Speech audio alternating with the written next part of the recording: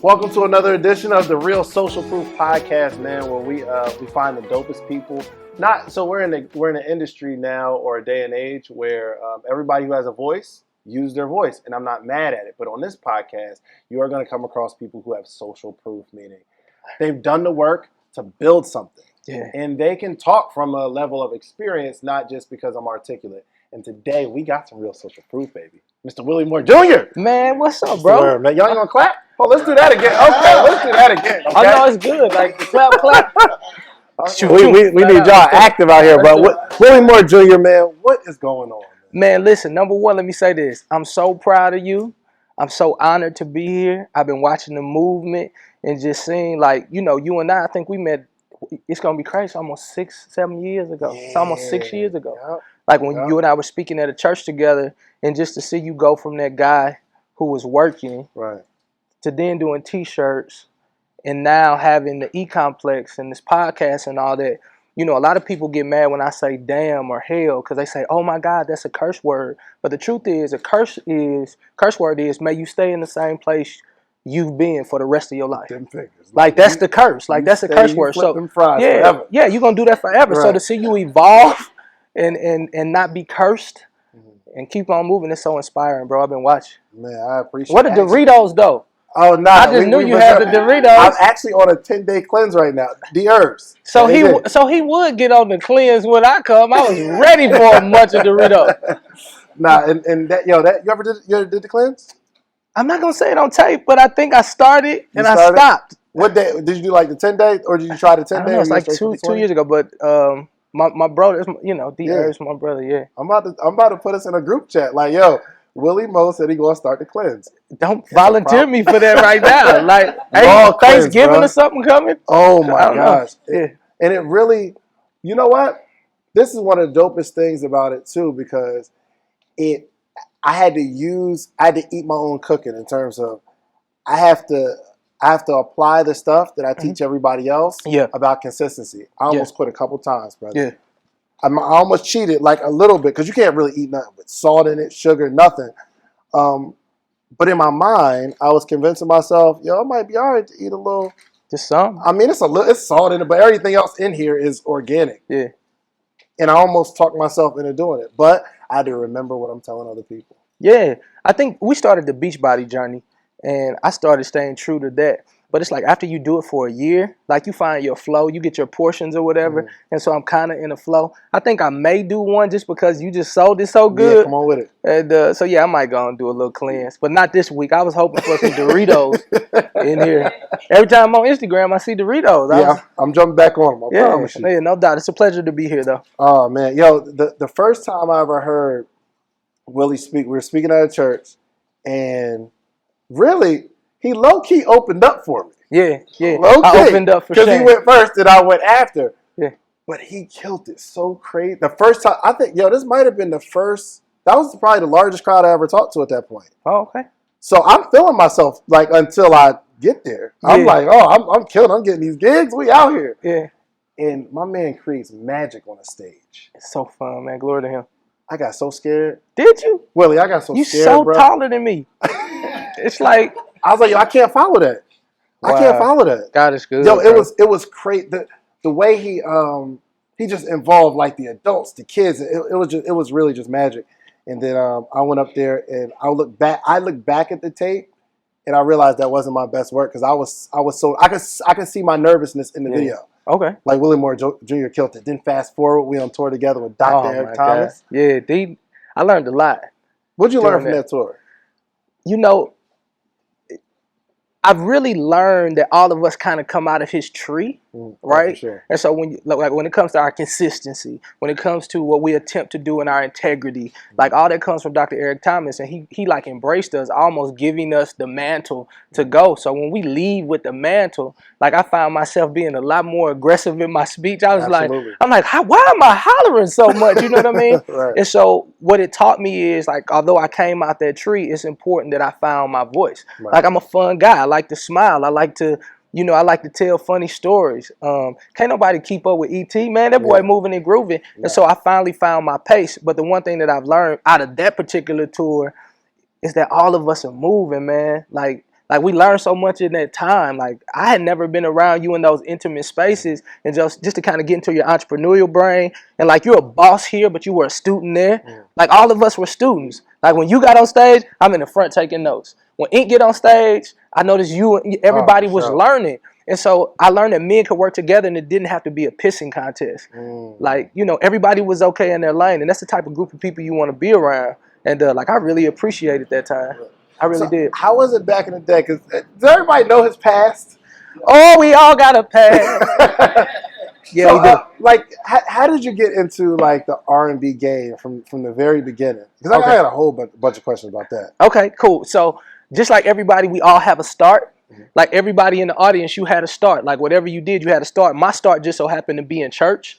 So I started in church, Friendship Missionary Baptist Church, where the Reverend Hubert Beckton was my pastor. And so I just remember being the kid with the little pink suit on, with the pink you shirt. went from church to lay your body down. Yeah, so this is how it happened. So I'm singing, he keeps on making a way for me. And my mama was like, hallelujah, hallelujah. That's Sunday. But Monday, when I came back to the school, I was singing Jodeci, Forever My Lady. And so I had a real dilemma. Like the girls loved me singing R&B. Mama and them loved me singing in the church. But I was like, I had to follow my calling, which had to be R&B. You know what I mean? Like flat out. And then, you know, fast forward. It says I'm in St. Louis. I come out with a record called Roll With Me, and it goes #1 in St. Louis. I did that while I was in college. I went to the University of Mississippi. I was 19 years old when I wrote Roll With Me. A sophomore in college, going into my junior year. Hold on a second. Quiet on set. Yeah, I love it. Quiet on set. Thank you. He said, lock it down. Thank you. He said, lock it down. Yeah. Ended up signing with Universal Records. The only catch-22 is another dude from St. Louis. Like I had my song #1 in St. Louis. He had the #1 song in the world. You know the other dude, Nelly. Nelly, yeah, really? Nelly. So Nelly's from St. Louis, and he has a #1 record in the world. I ended up signing with Universal Records. Fast forward, Nelly sold 30 million records. I sold like 30 total. That was it. All together, like everybody from Albuquerque, 30 flat out. That's what it was. And I realized that I loved the art and it was cool, but I didn't like losing. Like I really didn't do good with losing. I'm adopted, so I have a really big problem with second place. Like I always wanted to be #1. And when that record flopped, that hurt. And Nelly made a skit on Nellyville. If you go back on the album, it's a skit called 5,000. So I was opening up for Puff Daddy at the Riverport Amphitheater, and these girls, like 25 girls, came in with shirts that said "Pretty Willie, the new king of the city." You know, we in St. Louis, and they got a #1 on the back. And I'm like, that's cool. Did you put that together? Or I promise it was organic. I wish I could say, yeah, I told my little girl. You know how we like that. You know, like the marketing plan for free. No, they did it on their own, but it got back to Nelly, and they came out with this thing, 5,000. It was a skit, and it was like I seen their name and then his name, and then we went to the Billboard, 5,000, and they started laughing. Whole city started buzzing because I'm a flop and I'm a failure. Were you beefing with Nelly? Yeah, so it's like real beef in the city. Like it was nuts. Not so much. I wouldn't say like. Well, I'm sure he was aware, but he was But when you're from the town, you don't realize that the dude from U City is the #1 artist in the world. What year is this? What year is this? This 0102. Country Grammar just came out 99. He on his second album. He doing his thing, and so you know we still got this local mentality. But I adjusted. Although they made fun of 5,000 after Universal politely got me off their label, for selling so marginal, the marginal units. I made 5,000 my goal though. Like as an independent artist, like I could make more money, and so I took that 5,000 as my goal, and I started to explore my niche. Like I was talking to everybody and ended up talking to nobody. Right. I always tell people, especially entrepreneurs, like if you're trying to talk to everybody, you're going to end up talking to nobody. Sure. Like I wasn't specific on who I was talking to. So I'm talking to men, babies, 8 to 80, blind, crippled, or crazy. Right. But the thing was, when I looked at who was really into what I was doing, it was women, ages 18 to 35. These were my AKAs, my Deltas, my Sigma Gamma Rhos, my Zetas. And so I changed the whole game up. Like I was rapping. I got signed as a rapper. Really? But because I realized that my audience was women and I had a gift to sing, I said, okay, scratch all that. We're going to sing. We wrote this little song called Lay Your Body Down. Put that song on radio in St. Louis. It spread across the country. We ended up second week selling 5,000 independent units. Wow. Added a T-shirt to it. Had a $20 bundle. We ended up making 100K.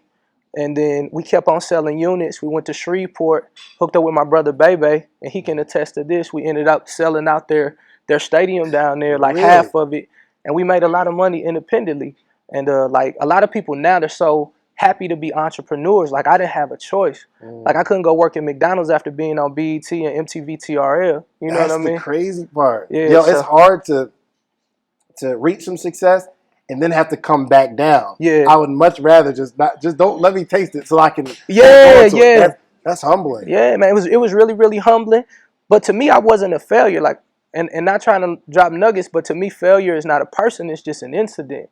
You know what I mean? Like many people, especially like when you suffer through rejection or whatever, like sometimes you take failure so personal. Like I don't take failure personal. Like I'll keep failing until I get it right. And so I looked at it like, man, I ain't never had 6 figures in my life. Like I was 21, 22 years old running around here being able to take care of my mom. Right. You Hood know, rich. yeah, hood rich. I'm talking about I had the biggest 22 because that was the Rich biggest out. they had back then. Right. Come on, the 22-inch Dayton's.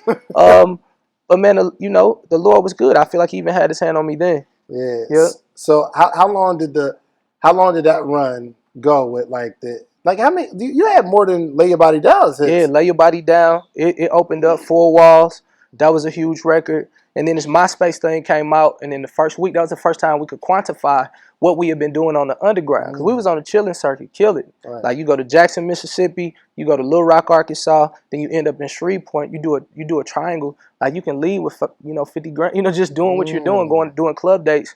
But the unique thing about it was, doing all that. Like as I always say, like it seemed like we were forced to be entrepreneurs. So like when I see the grind now and how cute it was, like I remember packaging up them CDs. Like I remember coming out the trunk. I remember like not knowing when I put all my money into this load, like trying to gauge how many CDs we were going to sell. Like do I put in all of this? Because at first you couldn't just print them. You literally had to go send out for somebody to send you real CDs. So it was a unique journey, but I enjoyed it. I learned a lot. Everything was a lesson. Yo, so how did it handle? Because you're 21, 22 around this time. Yeah. Like how is your character? Because right now we see you with the family, wife, and like just model husband. In my opinion. Yeah. What was it like back then though? Like did you have to like really humble yourself? How was that arrogance? Like looking back at the old you. I would say definitely a lot of arrogance, but I was blessed. Like my mother and father. My dad today is 87 years old. And my mom, she been 35 the last 35 years. Black don't crack. Black don't crack, beige don't age, flat out. But my mom I think she like 78.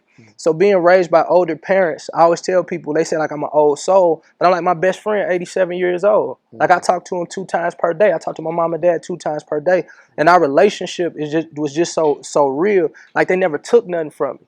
Like to this day, like I'm so blessed. I still try to bless them so much. But they still like won't take nothing. Like they won't even move out the hood. I'm ending up having to buy the houses around the neighborhood to control the narrative. Shout out to Nipsey Hussle, made it sound cool. But I was like, I didn't have no choice. Y'all catch that? Yeah. You ain't gonna move, so I'm just gonna move everybody else around you. So you got all this. Yeah. We can clap it up, man, please. We can clap it up. Yeah. That was the coolest thing I heard all month. I ain't gonna lie to you. Yeah, but they won't move out the neighborhood. My daddy, he wasn't educated. He was a sharecropper. And so this is his accomplishment. Every time he pull up in Berkeley, Missouri, this is what he did with marginal education. This is what he did with saving his pennies, doing what he had to do. And so, like, even when he come to my house, honestly, when he comes to my house here in Atlanta, I can see that he's 87 because he's trying to get around. But when he get in that neighborhood house, man, you want some water? You need something? It's like, no, I could never take him away from here. And, not bragging or boasting. These houses aren't like $1 million homes. We live in the neighborhood, and people ain't trying to move over there. So it's lots and stuff for sale. But I got a big vision for adoption and foster care. One day, like, people around the world are going to want to come see that house with what we're doing for children across the country. So I gotta preserve that neighborhood because I think it's going to be a museum after we duplicate their homes throughout the country for children who are in foster care and who are adopted. So I'm preserving my neighborhood for a reason. Yeah. So you're skyrocketing, right? Like back to this this kind of arrogance piece, because it's easy to like find yourself maybe treating your friends differently, treating women a certain way when you're experiencing that kind of success in that industry, right? Yeah. So looking back, what was your character like? Man, I know a lot of people say it, but I was raised in the street. And so it was a code that we stuck to. I still got to fight that code now. You know what I mean? Like, I grew up around people who sold dope. Like, I hung around people who made mistakes. We didn't really see people make it out the neighborhood without taking what we call penitentiary chances. And I'm not trying to be cute with it. Like, it kind of makes me upset when I see people who say this, and I can look in your eyes and tell that's not your pedigree. You know what I mean? So when you grow up that way, you listen to the OGs. Like, the OGs won't let you get so far out of line. If they see you drunk and out here tripping and they know you got money, they're like, come here, little Willie, let me tell you something. Boy, don't you never do that. You got a chance of a lifetime. Boy, you better sit down somewhere. Or when they see danger's about to come your way, they let you know, hey, danger coming to you, bro. So do this. And they kept me straight. And so I think the level of arrogance that you kind of see on social media now, I always look at it that it's a lack of guidance with the OGs. Like, we're afraid to speak up. You know, when I see my little cats in St. Louis doing so much negative stuff, I tell them success leaves clues. And I'm not saying I got more money than you. I ain't saying I got more influence than you. But I'm saying I done been 21. You ain't never been my age. You know what I mean? Right. And so they listen. It's good. So I don't think my arrogance was too crazy, but I would probably say I had an issue with women. I mean, yeah, you know, I'm a man. Right, for sure. So I think if God made anything better than a woman, he kept it to himself. Right. I think he kept it to himself. Yeah. For sure.